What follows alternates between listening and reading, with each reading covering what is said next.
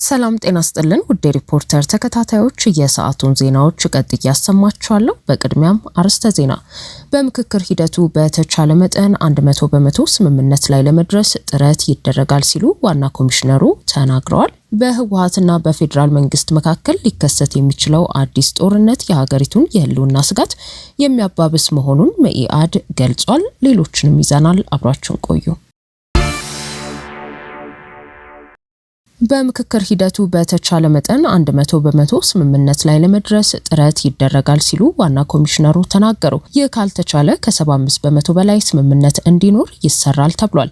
የሀገራዊ ምክክር ኮሚሽን ዋና ኮሚሽነር ፕሮፌሰር መስፍን አርአያ ዛሬ ሐምሌ 21 ቀን 2018 ዓ.ም በሰጡት መግለጫ እንደገለጹት በምክክር ሂደቱ ተሳታፊዎች ሀሳባቸውን በነጻነት እያወጡና በየደረጃው እየተመካከሩበት ይገኛሉ።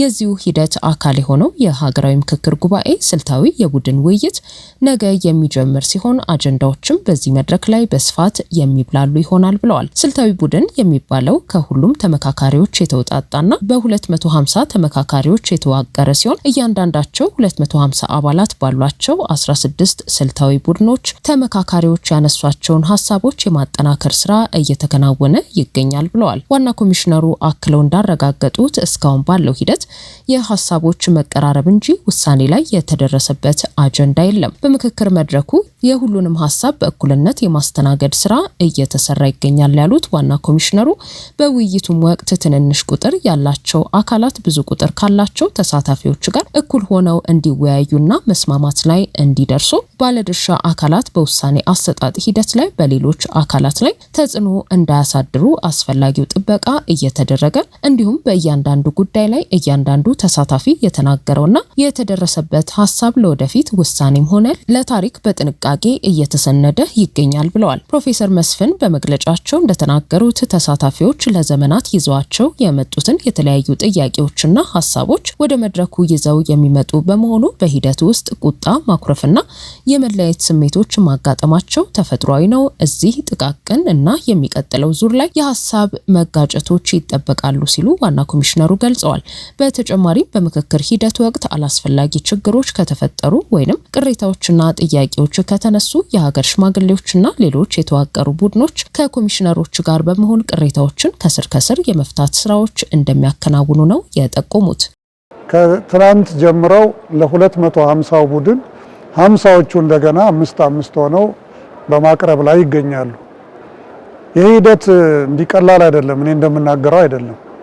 ምክንያቱም ለምሳሌ ሀገር ግንባታ ላይ ያለ ቡድን ታች ከ10 ጀምሮ ነው እያደገ ወደ 50 ወደ 250 እያለ የሚሄደውና በሚገባ እያብላሉ 50ዎቹ በጋራ ተነጋግረው በትክክል ተማምነው እያንዳንዱ ተሳታፊ የተናገረው በሚገባ እንዲሰነድ ሆኖ 50ው ላይ ይቀርባል።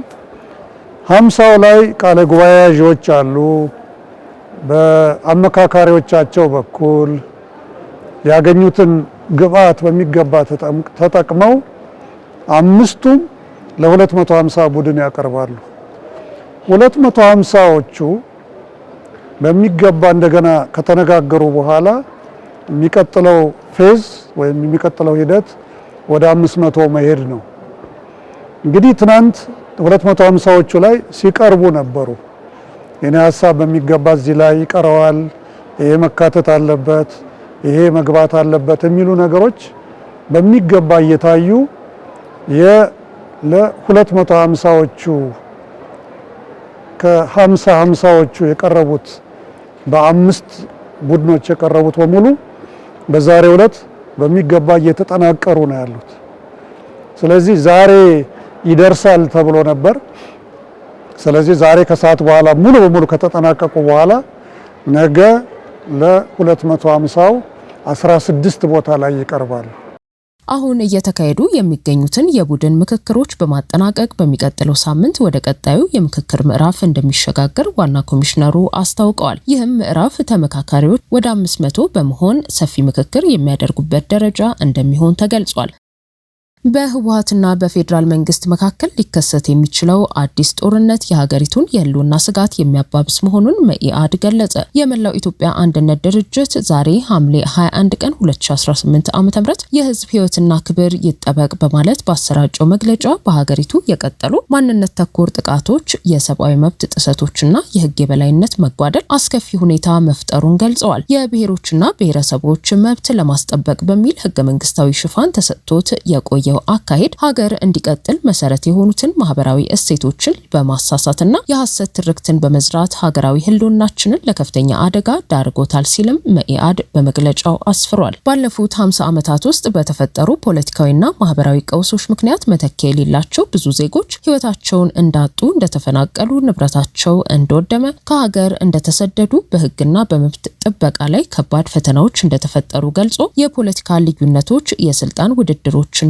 ማንነትን መሰረት ያደረጉ ጽንፈኛ አመለካከቶች ኢትዮጵያ ለምትገኝበት አጠቃላይ የመከራ ዳፋ ዋና ምክንያቶች ሆነዋል ሲል አስታውቋል። ባለፉት ዓመታት በተለይም በአንድ ብሔረሰብ ላይ ትኩረት ተደርጎ የቀጠለው ሀገራዊ ጭቆና፣ ግድያ፣ አፈና፣ ንብረት ነጠቃ፣ ጅምላ እስራትና ከቦታ ቦታ የመንቀሳቀስ ክልከላ በፖለቲከኞች፣ በጋዜጠኞች፣ በአክቲቪስቶች፣ በነጋዴዎች፣ በሹፌሮች፣ በመንግስት ሰራተኞች፣ ተማሪዎችና ሰባኪዎች ጭምር ላይ ተጠናክሮ መቀጠሉን ተቃዋሚ ፓርቲው አሳስቧል። በመላ ሀገሪቱ የተከሰቱትና እየተከሰቱ ያሉ ሃይማኖትና ዘር ተኮር ጥቃቶች አሳሳቢ ምዕራፍ ላይ ደርሰዋል ሲል የገለጸም ሲሆን በህወሓትና በፌዴራል መንግስቱ መካከል አዲስ አውዳሚ ጦርነት ሊከሰት የሚችልበት የጦርነት ነጋሪት መጎሰሙ የሀገሪቱን የህልውና አደጋ የሚያባብስ ነው በማለት አስጠንቅቋል። የፖለቲካ ልዩነቶችና አለመግባባቶች በእውነተኛ ውይይትና በሰላማዊ መንገድ መፍታት ግዴታ መሆኑን፣ የሰብአዊ መብት ክብርና የህግ የበላይነት መረጋገጥ እንዳለበት፣ ማንኛውም የህግ ጥሰት በገለልተኛ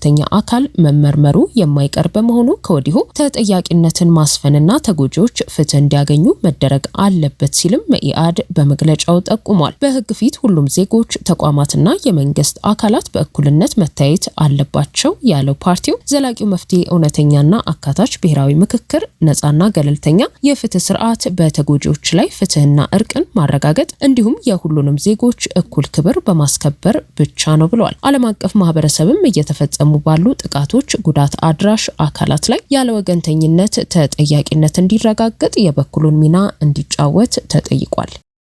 ኮሎምቢያ ኢትዮጵያን ጨምሮ በ14 ሀገራት ያሉ ኤምባሲዎችና ቆንስላ ጽህፈት ቤቶቿን ልትዘጋ ነው። እንደ ቢዝነስ ኢንሳይደር ዘገባ የሀገሪቱ ፕሬዝዳንት አቤላርዶ ዴኤላ ኤስፕሬላ በቦጎታ የዲፕሎማሲና የውጭ ጉዳይ ፖሊሲ መዋቅር ላይ ሰፊ ማሻሻያ ለማድረግ ባቀዱት እቅድ መሰረት በኢትዮጵያ፣ ደቡብ አፍሪካ፣ ጋና፣ ሴኔጋልና ሌሎች 10 የዓለም ሀገራት የሚገኙ ኤምባሲዎችን እንደሚዘጉ አስታውቀዋል። እንደ አውሮፓውያኑ አቆጣጠር ነሐሴ 7 ቀን 2026 ከሚያደርጉት በዓለ ሲመት በፊት ይፋ የተደረገው ይህ ውሳኔ የሀገሪቱን የውጭ ዲፕሎማሲያዊ ወጪ ለመቀነስና ቅደም ተከተሎችን ለማስተካከል ያለመ ነው ተብሏል። በዚሁ እቅድ መሰረት በመጀመሪያው ምዕራፍ 14 ኤምባሲዎችና ወደ 15 የሚጠጉ ቆንስላዎች የሚዘጉ ሲሆን ከነዚህ መካከል በአልጄሪያ፣ አዘርባይጃን፣ ባርባዶስ፣ ኩባ፣ ቼኪያ፣ ሃይቲ፣ ሃንጋሪ፣ ማሌዥያ፣ ኒካራጓ እንዲሁም ሮማኒያ ይገኙበታል። ተመራጩ ፕሬዝዳንት አክለው እንደገለጹት ኤምባሲዎችን መዝጋት ከሀገራቱ ጋር ሙሉ በሙሉ ግንኙነት ማቋረጥ ማለት አይደለም። ከኩባና ኒካራጓ ውጪ ባሉ ሀገራት የሚኖሩ የኮሎምቢያ ዜጎች በጎረቤት ሀገራት በሚገኙ ኤምባሲዎች በኩል አገልግሎት ማግኘት እንደሚችሉ ተገልጿል። ይህ አዲስ የውጭ ፖሊሲ አቅጣጫ ከቀድሞ ፕሬዝዳንት ጉስታቮ ፔትሮ የስልጣን ዘመን ጊዜም የታቀደ ሲሆን በአፍሪካ ሀገራት የነበረውን ሰፊ እንቅስቃሴ በመቀነስ ከእስራኤል ጋር የነበረውን ታሪካዊ ወዳጅነት ለማደስና ኤምባሲያቸውን ወደ ኢየሩሳሌም ለማዛወር መታቀዱም ተጠቁሟል። ከዲፕሎማሲያዊ ወጪ ቅነሳ የሚገኘው ገንዘብ እንደ ጤና፣ ትምህርት፣ ደህንነትና መሰረተ ልማት ላሉ የሀገር ውስጥ ቅደም ተከተሎች የሚውል እንደሆነም ተመላክቷል። ውድ የሪፖርተር ተከታታዮች የሰዓቱ ዜናዎቻችን እነዚህ ነበሩ። ስላደመጣችሁን ከልብ እናመሰግናለን።